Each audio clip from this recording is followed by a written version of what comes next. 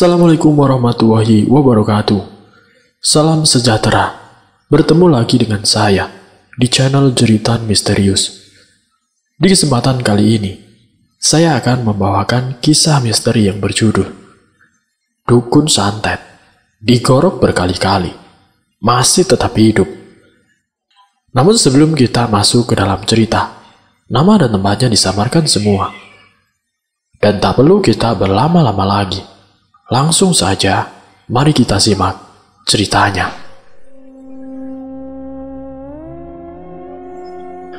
Tegar namanya, pakar supranatural, alias dukun asli dari Klaten. Ia baru saja melakukan aktivitas rutinnya saat itu, yakni melakukan pengobatan gaib, atau sering mereka sebut berikhtiar, atau nyariat ke Gusti Allah untuk mendapatkan keberkahan dan juga keselamatan. Malam minggu begini, bukannya cewek yang ngajak jalan, malah ada panggilan gaib.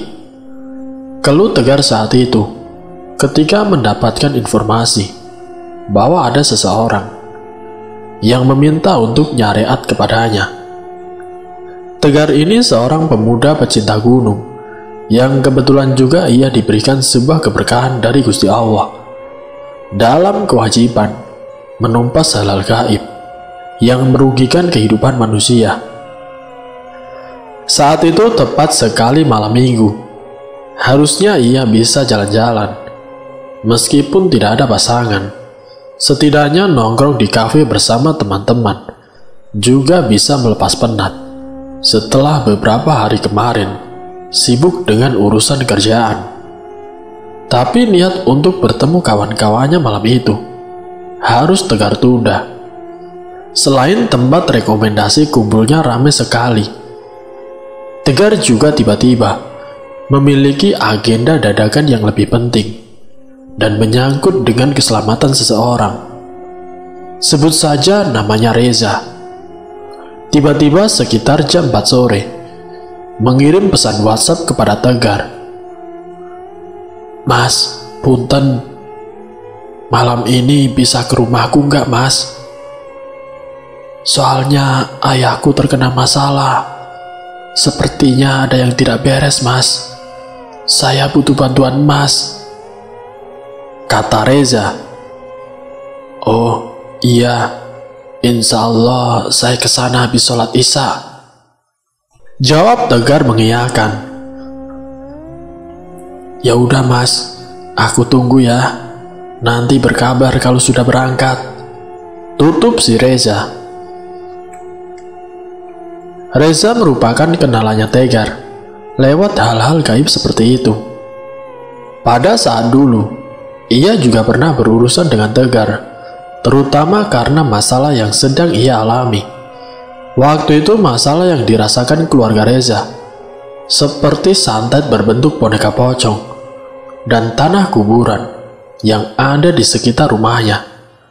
Alhamdulillah saat itu selesai dan lancar karena kehendak Allah, walaupun harus berperang dengan alam gaib. Hingga saat itu, Tegar dan Reza berteman baik, dan Tegar menganggap sebagai keluarga sendiri. Namun setelah beberapa bulan terakhir ini, Reza sering cerita kepadanya bahwa keluarganya mengalami hal-hal yang aneh, serta klimaksnya Tegar dipanggil kembali untuk memeriksa kondisi ayah Reza. Setelah membaca pesan darinya, Tegar langsung mempersiapkan segalanya, baik perlengkapan seperti sepatu dan tas kecil andalannya. Juga tidak ia lupakan untuk menyempatkan menerawang sedikit ke sumber masalah agar ia bisa menyiapkan cara menghadapi masalahnya. Singkat ceritanya, jam 9 malam, Tegar tiba di rumah Reza. Di sana ia langsung menceritakan kronologis masalah yang ayahnya alami selama ini. Menurut keterangannya, ayahnya Reza ini mengalami kesakitan yang hebat di bagian kakinya hingga tidak bisa digerakkan karena saking sakitnya. Mula-mulanya hanya kaki kanan yang dirasakan sakit. Tidak lama kemudian merambat ke kaki yang kiri, dan saat ini kedua kakinya tidak bisa digerakkan. Penyakit tersebut menurut Reza sangat cepat, dan tiba-tiba saja ayahnya kesakitan, seperti dipukul oleh puluhan orang. Jauh sebelum malam itu, Tegar sudah memberikan saran agar ayahnya Reza diperiksa secara medis terlebih dahulu, karena ia khawatir beliau memiliki riwayat asam urat atau penyakit lainnya yang berkaitan dengan kaki. Lalu beliau pun sempat memeriksakan ke dokter dan dilakukan pemeriksaan layaknya pasien pada umumnya. Namun setelah dicek medis, ternyata hasilnya normal saja, alias sehat walafiat. Tidak berhenti sampai di situ. Tegar juga menyarankan beliau untuk pergi ke tukang urut yang familiar di kota tersebut. Sebut saja namanya Pak Bani. "Wah, Pak, ini mah bukan urat kejepit. Ini mah ada yang ngirim. Tapi saya tidak bisa ngobatinya. Saya cuma bisa merasakan saja," kata Pak Bani. "Hah? Ada yang ngirim?" jawab ayah terkejut. Dari situlah sakitnya luar biasa. Kakinya seperti ditusuk oleh ribuan jarum dan dihantam benda berat. Ketika Tegar sampai di rumah Reza, Tegar lumayan kaget karena kondisi rumahnya saat itu ramai sekali, karena di sana banyak saudara Reza yang juga sengaja hadir untuk melihat pengobatan yang akan dilakukan oleh Tegar. Pikiran Tegar waktu itu, malam itu adalah beban kerjaan akan bertambah karena harus melindungi banyak orang. Bukan apa-apa, hanya saja ini akan menguras energi yang lumayan banyak. Bayangkan saja, Tegar harus melindungi 7 orang yang hadir, serta 1 bayi, dari gesekan energi. Apalagi ini adalah berurusan dengan santet. Tegar juga mengkhawatirkan, takut ada kejadian yang di luar kendali. Alhasil Tegar meminta kepada semua orang yang hadir saat itu untuk berzikir kepada Allah. Yang membuat Tegar semakin khawatir adalah mereka semua berada di satu ruangan yang sama dengan pasien. Singkat ceritanya, setelah Tegar melakukan briefing kepada keluarga Reza, ia mulai duduk bersila dan ikut berzikir untuk melihat kondisi awal, atau Tegar sering menyebutnya dengan mendeteksi tubuh. Hampir 30 menit Tegar mendeteksi kondisi tubuh ayah Reza, dan Tegar pun mendapatkan datanya. Yang ia dapati dari persoalan yang dialami ayah Reza ialah sebuah kiriman santet yang dilatar belakangi urusan karir dan juga jabatan. Sepanjang kegiatan gaib yang dilakukan oleh Tegar, santet karena urusan kerjaan, apalagi jika itu berkaitan dengan jabatan yang sangat strategis dan punya pengaruh yang besar terhadap kantor kerjanya. Hasil scanning memberitahukan bahwa semua itu ada kaitannya dengan pekerjaan.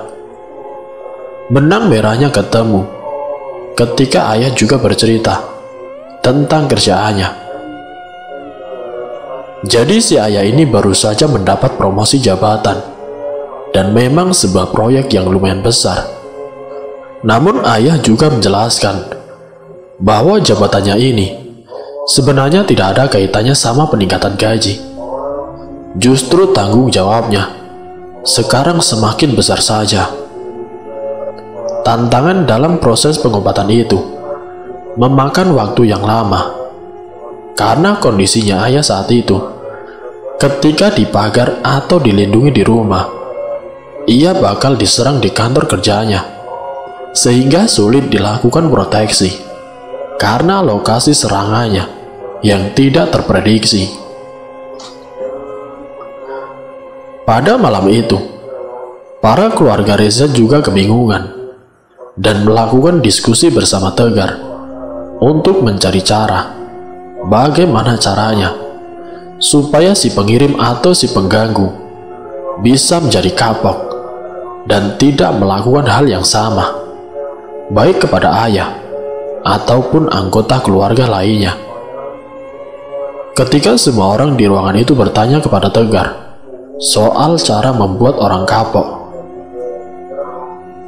"Hajar saja langsung Sukma dukunya," jawab Tegar dengan tegas. Karena saat itu ia berpikir tidak akan ada orang maupun yang setengah-setengah dalam kiriman ilmu gaib, apalagi sejenis santet. Oleh karena itu, Tegar juga tidak mau setengah-setengah, jadi harus dipangkas sampai akarnya, yakni si dukun atau yang punya barang-barang kiriman ini. Jika dikirim hanya ke pengirim dalam hal ini, mungkin saingan kerja ayah.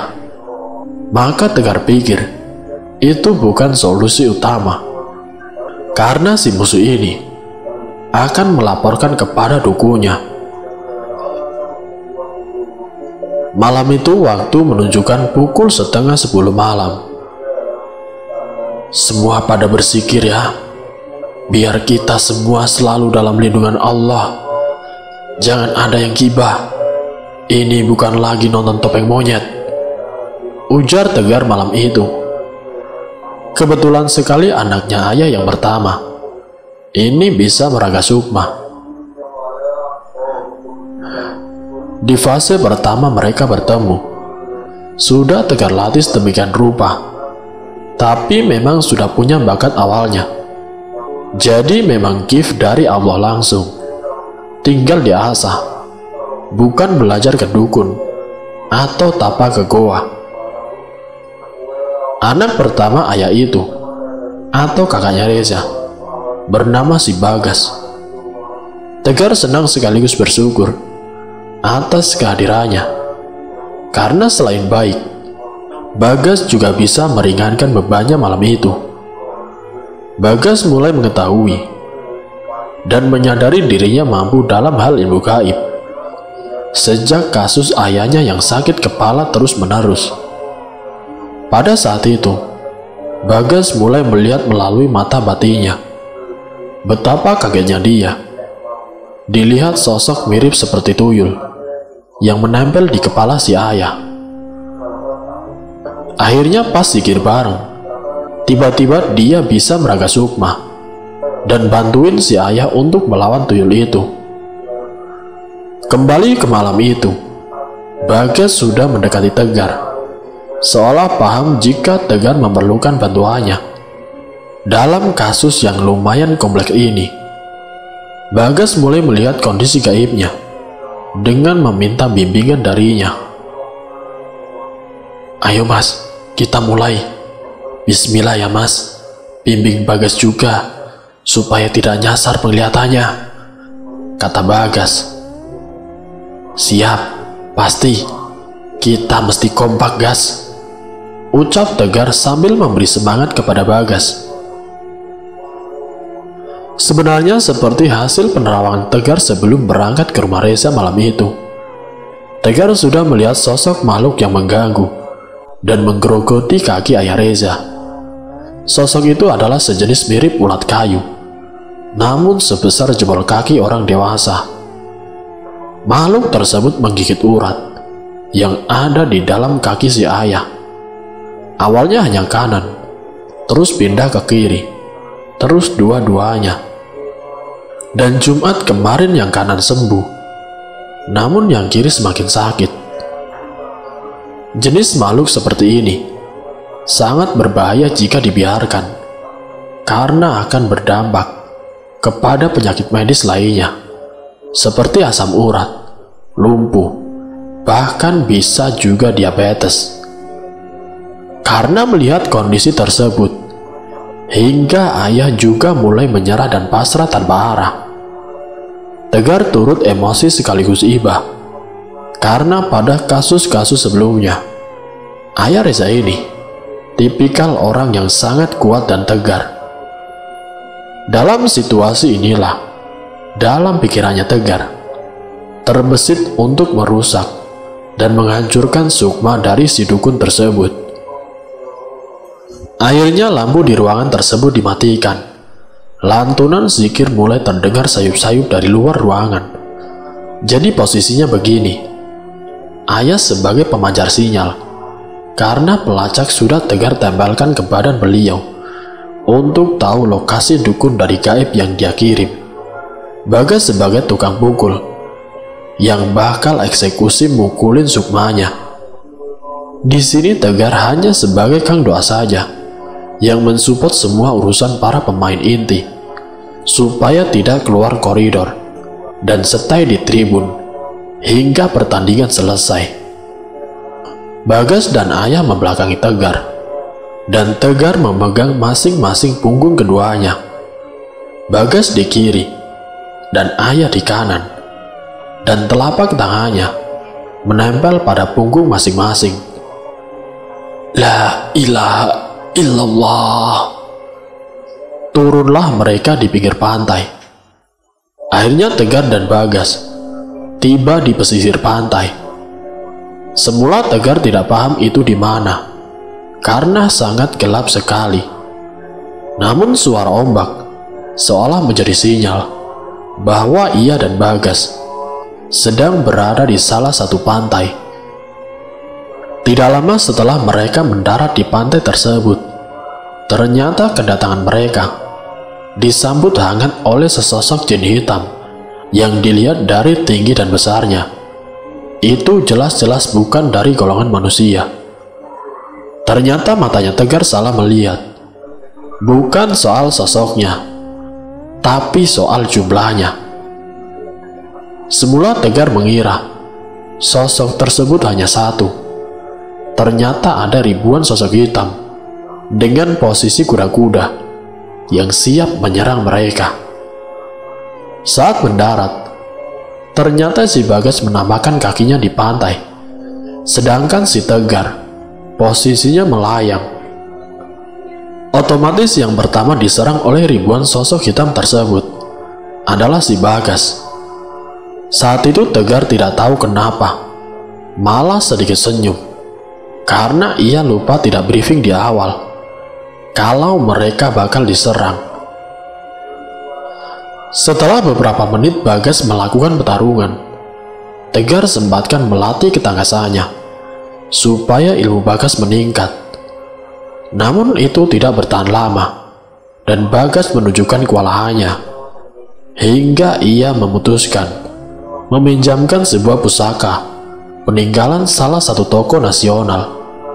Pedang dan gagah dan tajam Tegar lemparkan ke Bagas supaya ia mampu menebas ribuan makhluk itu. "Gas, ini tangkap senjatanya. Bismillah," teriakku. "Lah, lu punya senjata ini, Mas. Kenapa baru bilang pas gue kewalahan?" ucap Bagas sedikit kesal. Karena di saat seperti itu, Tegar masih sempat mempermainkannya. Bagas bertarung hampir 30 menitan. Dan yang membuatnya aneh adalah sosok tersebut tidak habis-habis. Sepertinya makhluk itu bukan ribuan, melainkan jutaan. Akhirnya ia menarik Bagas untuk kembali pulang, untuk menyusun kembali strategi yang efisien dan juga efektif, tidak menguras banyak tenaga. Ini dukun memakai halimun gaib, jadi susah untuk ditembus. Sebentar, gue cabut dulu. Sekalian nanti gue minjem naganya Eyang Jagaraksa untuk bantuin lo mantek jin, dan sekalian dukunya, ucap Tegar kepada Bagas. Bismillahirrahmanirrahim. Kita mulai lagi. La ilaha illallah. Turunlah mereka di pantai yang sama dan langsung melesat ke hutan yang tidak begitu dalam. Pada ronde kedua kali ini, mereka mempersiapkan segalanya dengan matang, termasuk kendaraan yang mereka gunakan dari pantai menuju hutan. Saat itu mereka diberikan akses kendaraan, seekor arwah naga, dari salah satu tokoh leluhur Indonesia. Alhasil naga itu mampu membasmi berbagai macam makhluk yang dianggap receh. Perjalanan dari pantai yang banyak makhluk hitam itu menuju pedalaman hutan memakan waktu tidak terlalu lama.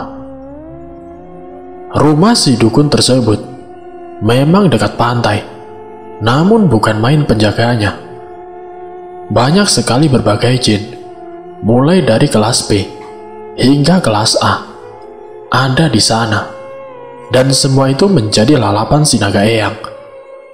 Rumahnya sudah terlihat, dan mereka mendarat dengan selamat di depan rumah si dukun, tanpa susah payah. Perlahan mereka masuk ke dalamnya. Semua penjaganya sudah tegar bobol bareng Bagas dari atas naga tadi sebelum mendarat. Rumahnya berukuran sedang. Ada ruang tamu. Masuk ke ruang tamu. Di sisi kanan ada 2 kamar, terus lorong ke arah belakang. Di belakang ada ruang kosong lagi, entah fungsinya untuk apa. Tapi Tegar mencurigai ruangan kosong tersebut adalah tempat praktiknya melancarkan ilmu hitam, sekaligus sebagai penerima tamu khusus, urusan halal gaib. Karena ruangannya yang cukup luas, serta dekorasi yang menurut Tegar melambangkan pesugihan yang sangat kuat. Meski Tegar sudah membobol pertahanan dari depan rumahnya, ternyata makhluk-makhluk mengerikan peliharaan si dukun itu masih banyak sekali dan terus konsentrasi menyerang Tegar dan Bagas. Bahkan ia sesekali menunjukkan kewalahannya dan muntah-muntah tidak mengeluarkan apa-apa. Tahan gas, sebentar dulu, kamu duduk. Akan aku kasih ilmu sedikit, biar kamu tidak oleng, ucap Tegar sambil mengelus punggung Bagas. Bagas tidak membalas ucapannya dan hanya menuruti saja. Mungkin karena sudah tidak karuan perasaan di dalam dirinya. Meski orang itu kuat, tapi jika terus digembur habis-habisan seperti ini, Tegar rasa siapapun akan tumbang. Itulah mengapa dalam perjalanan gaib, baiknya kita jangan bepergian sendiri, seperti para pendaki gunung yang butuh pengingat dan pemberi kesadaran jika halusinasi itu akan muncul. Perjalanan gaib memang membutuhkan banyak sekali energi, apalagi sudah jelas-jelas akan bertarung. Saat itu sambil memberi sebagian energinya kepada Bagas, Tegar sambil memantau keadaan sekitar, karena tujuannya adalah mencari keberadaan dukun tersebut. Akan tetapi, tidak semudah yang dibayangkan. Sambil tangan kanannya memegang punggung Bagas, tangan kirinya sambil menebas satu persatu makhluk menjijikan itu. Memang bukan main. Entah berapa nyawa yang telah dikorbankan menjadi tumbal kepada para makhluk itu. Karena biasanya makhluk peliharaan seperti itu akan meminta imbalan sebuah nyawa atau darah dari manusia. Nauzubillah min dzalik. Tidak lama kemudian, Tegar juga yang dibantu oleh kehadiran Sukma ayahnya yang berhasil menemukan sosok dukun tersebut dan berhasil menariknya keluar dari tempat bertapanya. Ternyata selama ini dia berada dekat dengannya, tepatnya di ruangan sebelah kanan. Dirinya sulit dilacak karena memang memiliki ajian halimun. Oh iya, peran ayah di sini tidak terlalu dilibatkan karena Tegar membawanya bukan untuk bertarung, melainkan hanya untuk menyaksikan perjuangannya dengan Bagas. karena memang ayah juga yang menginginkannya. Setelah berhasil menarik Sukma si dukun, terlihat sosok dukun tersebut terpasang tasbih yang melingkar pada lehernya. Tegar melihat ada yang aneh dari sosok tersebut, karena selain dirinya adem ayem, walaupun kedatangan musuh seperti mereka bertiga, ia terlihat seperti ada perisai yang sulit ditembus. Akhirnya Tegar scanning kembali tubuh si dukun tersebut. Betapa kagetnya Tegar saat melihat dukun itu. Ternyata si dukun tersebut sedang menggunakan rawa rontek, ilmu yang bisa membunuh siapapun kalau disentuhnya. Pantas saja saat si Bagas berkali-kali membacok tubuh si dukun, tubuhnya kembali seperti semula. Jadi dalam dunia gaib, sukma seseorang juga bisa dibunuh dan dibacok, layaknya seperti tubuh aslinya. Asalkan sukma dilawan dengan sukma, supaya bisa leluasa bergerak. Namun dalam kasus si dukun ini, terbilang sangat aneh. Setiap bacokan yang dilayangkan oleh Bagas, tubuhnya kembali utuh. "Gas, tenggalamin saja langsung di laut, Gas!" teriak Tegar panik karena takut si dukun tersebut memulai serangan baliknya. Seketika Tegar langsung menghampiri si dukun biadab tersebut dan mengikat sukmanya supaya tidak bisa melakukan serangan balik. "Ya Allah, hidup dan mati adalah urusanmu, tapi minimal dukun ini harus kapok. Bismillahirrahmanirrahim," ucap Tegar saat itu, yang bercampur aduk antara berharap dan kesal. Atas izin Allah Subhanahu wa Ta'ala, sukma si dukun akhirnya bisa diam dan tidak bergerak lagi. Sebelum ditenggelamkan ke laut, Bagas mengembalikan pedangnya yang dipinjam lewat Tegar, dan saat itu Bagas juga melanjutkan serangan kosongnya. Mungkin karena masih kesal, Tegar berucap, "Mampus lo, kenapa lo praktik ilmu beginian? Ganggu orang saja. Apa sih faedahnya?" ucap Bagas sambil memukul dukun itu terus-menerus. Banyak pertanyaan yang Bagas sampaikan, tapi sepertinya tidak membutuhkan jawaban, karena itu hanya luapan kekesalan kepada si dukun. Pertunjukan tersebut membuat Tegar juga ingin ikut andil dalam menumpas ilmu hitam di muka bumi ini. "Gas, sudah cukup, Gas. Gantian gue mau ulti nih orang," kata Tegar sambil melerai si Bagas. Saat itu Tegar ulti saja si dukun, yang terus ketawa ketiwi tidak jelas sambil diikat.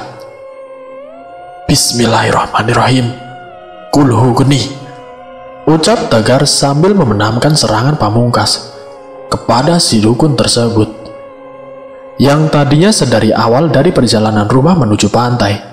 Si dukun ini ketawa terus. Seketika ia mulai merasakan kesakitan dari hantaman yang Tegar daratkan di tubuhnya. "Ah, bangsat kalian!" teriak si dukun, hingga ia pun meminta ampun. Namun si Tegar sama sekali tidak mengasihinya, karena orang yang meminta ampun saat terdesak, menurutnya adalah orang yang pasrah dan biasanya akan melawan balik. Setelah sampai di pantai tempat pendaratan pertamanya, yang masih banyak jin hitamnya, akhirnya Tegar melemparkan sukma si dukun tersebut ke lautan, karena hanya itulah caranya melenyapkan ajian rawa rontek. Namun ketika dilemparkan dan masuk ke laut, seketika itu juga semua sosok hitam di tepian pantai tersebut hilang dalam sekejap. Naga Eyang juga ikut senang melihat kondisi tersebut. Entah kenapa, Tegar melihat naga tersebut bisa tersenyum. La haula wala quwata illa billahil aliyil azim. Tutup Tegar malam itu. Akhirnya mereka balik lagi ke dunia mereka. Saat balik ke rumah Reza, semua terlihat bercucuran keringat. Bahkan si Bagas, bajunya sudah tidak bisa dipakai. Entah kenapa banyak sobekan, seperti dicakar sosok raksasa. Pada saat itu, hanya bengong dan melihat mereka bertiga, seperti permainan semata.